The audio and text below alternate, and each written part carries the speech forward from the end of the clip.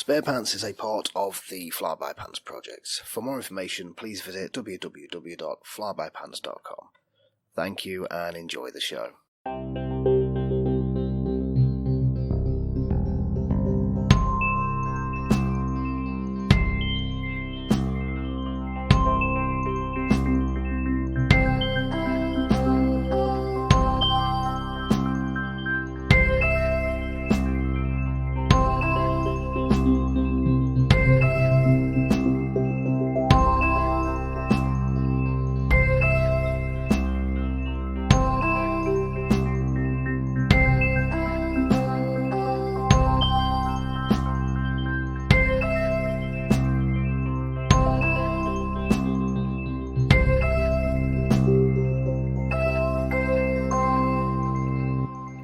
Hi guys, welcome back to my newest episode of Spare Pants.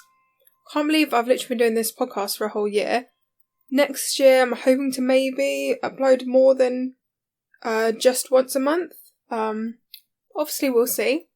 So this case I randomly came across on Reddit and I found it so interesting that I wanted to talk about it today. So I hope you enjoy it.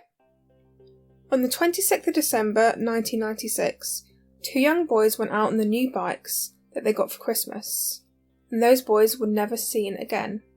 What happened to the Milk Bottle Boys?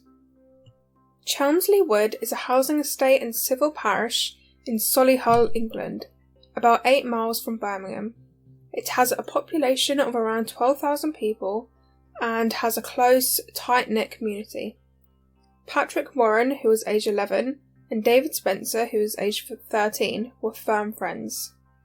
They had both received new bikes for Christmas and, like the majority of kids, they couldn't wait to try them out. They spent Boxing Day together, riding around the estate and just having fun. Back in the day, it was completely normal for children to be out for hours on end, even late into the evening. Close to midnight, David went home and told his mother that he would be spending the night at Patrick's brother's home, which was nearby. But the boys didn't go there, and instead stayed out for even longer. David was on foot walking around and Patrick was on his bike. At around 12:45 a.m. the next day, they went to the local petrol station and bought some biscuits. This has been confirmed by the petrol attendant working at the time, who said he saw the boys walking in the direction of the local shopping centre, and there have been no known sightings of them since. The next day, Patrick's brother Darren informed his mother and David's mother that the boys never actually ended up arriving at his home. So from my research, apparently he wasn't aware that the boys were planning to spend the night at his house. And then when he found out they were meant to be at his house, he said, well, they never actually ended up turning up. The families immediately started looking for them and the police were contacted soon after. The police started conducting door-to-door inquiries. What I find horrible is the police didn't treat this as seriously as I think they should have.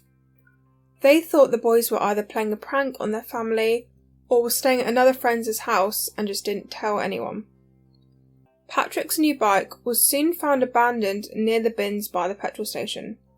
Surely if they were staying at another friend's house or playing a joke, Patrick would have brought his bike with him, not left it just by some random bins. A televised appeal was done, but the police had never actually mentioned the fact that the boys could have potentially been kidnapped. Instead, they mentioned that they were worried for the safety of the boys, but that they were both streetwise. Both parents of the boys were shocked by this. They expected a better reaction from the police. So yeah, the police did not treat this case as seriously as they should have. These were obviously vulnerable children. Just because they were together, it doesn't mean that something bad couldn't have happened. There's so many examples of cases where children have been kidnapped or murdered of children together, so it doesn't mean that they weren't in danger. It is often said that the reason the police didn't treat this as seriously is because of the class of the boys. They would be described as working class. Also, although David Spencer has been described as being a lovely boy, he did have behavioural issues. He had been in and out of youth court multiple times for small petty crimes.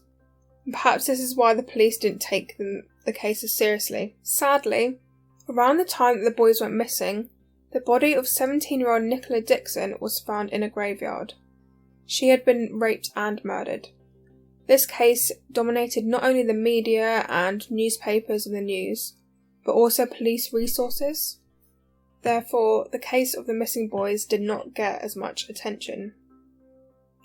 Another mistake the police made was that they didn't even realise that the bike that had been found belonged to Patrick until several weeks after it was discovered. Surely this would have made a massive impact on the development of the case. This case has been studied in loads of detail by criminologists Professor David Wilson and Elizabeth Yardley, who work at Birmingham City Uni. They said that the police didn't treat the boys as vulnerable children, and that the boys were made out to be a lot more adult than they were. For example, the police said that they're streetwise makes them not seem like they're in danger when they obviously were.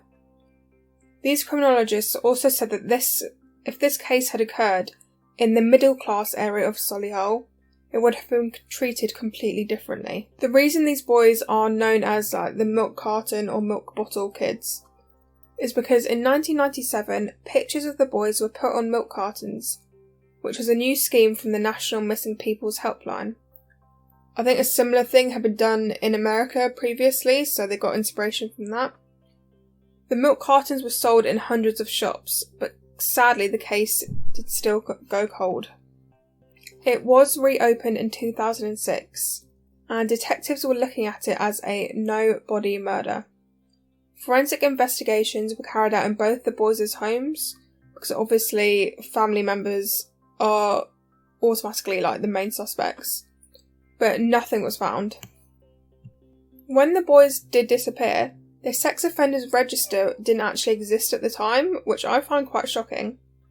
However, when the case was reopened in 2006, checks were made looking at paedophiles that lived in and near the area. From what is known to the public, there is currently only one known suspect, a man called Brian Field. When the boys went missing, he lived really near the area. After getting arrested for drink driving, his DNA resulted in his conviction for the murder and rape of a young schoolboy, which occurred in 1968. Also, he had previously been imprisoned for kidnapping 2 boys in the 1980s. And I read this on this legit BBC British news article. Apparently, he is the only person in British criminal history to be convicted of this offence. At the time, he was working as a landscaper, so it would have been very easy for him to dispose of evidence. A bit like, is it Fred and Rose West? Wasn't Fred West a builder or something, so he managed to hide the bodies? And obviously, this Brian Field targets young, vulnerable boys. His land had been thoroughly searched by forensic teams, but there was nothing that linked him to the boys' disappearance, so he wasn't convicted. He is still in prison though, which is good. Obviously, he's a massive dickhead. I just find this case really sad. I definitely don't think that enough was done at the beginning, and the fact that the police didn't realise that it was one of the boys' bikes, surely you would figure that out, and then you'd think, shit, maybe something actually bad happened. In family interviews that the family have done, they said that they just want some closure, and they want to know what actually happened to David and Patrick, which is really sad. Thank you for listening. My episodes are out on the 14th of every month. Before I end this episode, I often like to mention the TV show I've been enjoying recently. Now, I have been absolutely binge watching Police Interceptors. There's loads of episodes on YouTube, and they show them pretty much every day on TV as well. So it's these police in a car, they catch burglars and people with no insurance on their cars. Is really entertaining, but it's you don't need to focus on it. You can just put it on in the background. It's so good. I'd really recommend watching it. If you ever want to contact me, potentially for some episode ideas, you can contact me at flo@flybypants.com or my Instagram, which is f.mccatty. And make sure to listen to mine and my friend Andy's podcast, Flandy. We actually do it weekly, which is really fun. So contact us if you have any episode ideas for that. Thank you for listening and have a lovely Christmas.